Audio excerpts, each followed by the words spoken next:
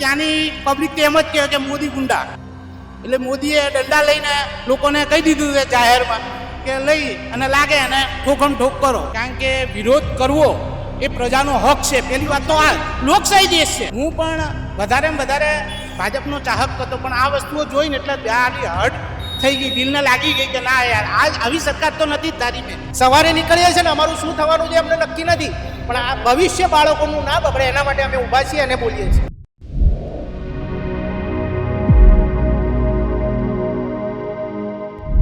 કે ત્યાં જે પોલીસ વાળા હતા ને એ લોકોના તો એક તો બેનર નતા, કોઈ સિમ્બોલ નતા, કોઈ નામ વગરના સિવિલમાં આડેધડ સિવિલની અંદર આવી અને ડ્રેસમાં ધડાધડ દંડાવાળી કરી છે.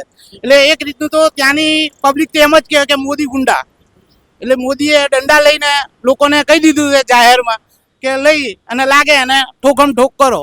પબ્લિકે બતાવ્યું ખરી કે તમે અહીંયા નથી, તમારું અહીંયા સિમ્બોલમાં નામ નથી, તમે કયા ડ્રેસમાં છો, તમે કયા પોલીસમાં છો, તમારું શું નામ છે એ કંઈ કોઈ જાણતું નહોતું. અને આડેધડ લોકોને માર્યા છે, છોકરા નાના છોકરાને માર્યા છે. આપણને દયા આવી જાય કે આ આવી રીતે તો હાવ ને હાવ કોંગ્રેસ સરકારમાં તો નહોતું જ થયું. હો, તમારા પાછળ તમારો બાબો છે, મેં તમને જોયા, આજે ક્રિકેટ કોચિંગ કરી રહ્યો છે. થોડા સમય પહેલા પછી 10 વર્ષ પછી 5 વર્ષ પછી આ બાળક જ્યારે દેશ માટે રમશે, જ્યારે એ લડશે પોતાના હક માટે, અને આવી પરિસ્થિતિ થાય, આજે આ તમારો બાળક નથી પણ એ પણ તો કોઈના બાળક છે. એના મા બાપને કેવું થતું હશે? એક મા બાપ તરીકે આપનું શું કહેવું છે? ના આ બહુ ખોટું અને બહુ જ ખોટું થઈ રહ્યું છે, કારણ કે વિરોધ કરવો એ પ્રજાનો હક છે. પહેલી વાત તો આ લોકશાહી દેશ છે, ને આ જે ગુંડાગર્દી કરીને આ રીતનું કરે છે ને એ ભાજપને સંબોધિત નથી. હું પણ વધારે ને વધારે ભાજપનો ચાહક હતો, પણ આ વસ્તુઓ જોઈને એટલે આની હટ થઈ ગઈ, દિલને લાગી ગઈ કે ના યાર આ આવી સરકાર તો નથી જ ધારી. મેં આવી રીતે સરકારને ધારીને નથી બેહાડી કે મેં વોટ નથી આપ્યા, નાનપણથી વોટ આપતો હતો, પણ આ વસ્તુ જોઈને તો બહુ જ દિલને લાગી આવ્યું કે ના યાર આ બહુ ખોટી થયું છે વસ્તુને.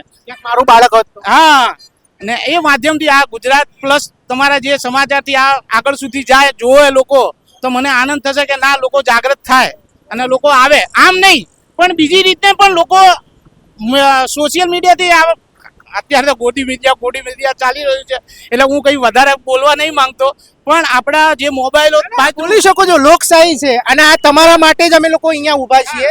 જે અવાજ અમુક લોકો નથી પહોંચાડતા એ અમે પહોંચાડવાનો, અમુક પત્રકારોનું હજી અસ્તિત્વ છે, અને અમારી પાછળ કોઈ રોવા કરવા વાળું નથી. એટલે અમે એટલા માટે જ સવારે નીકળીએ છીએ ને, અમારું શું થવાનું છે અમને નક્કી નથી, પણ આ ભવિષ્ય બાળકોનું ના બગડે એના માટે અમે ઊભા છીએ અને બોલીએ છીએ. સાચી વાત છે.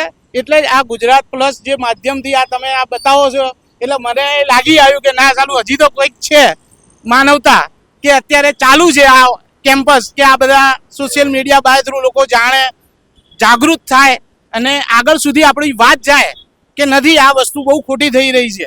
અને આવનારા ભવિષ્યમાં જો આવું થાય તો રશિયા જોયું તમે, ચીન જોયું, જે બહાર આવતું જ નથી ત્યાં શું થઈ રહ્યું છે, એ દેશોની હાલત શું છે, એવી રીતે આપણી ઇન્ડિયાની પણ થઈ જશે જો મીડિયા આ રીતે સાચું નહીં બતાવે તો.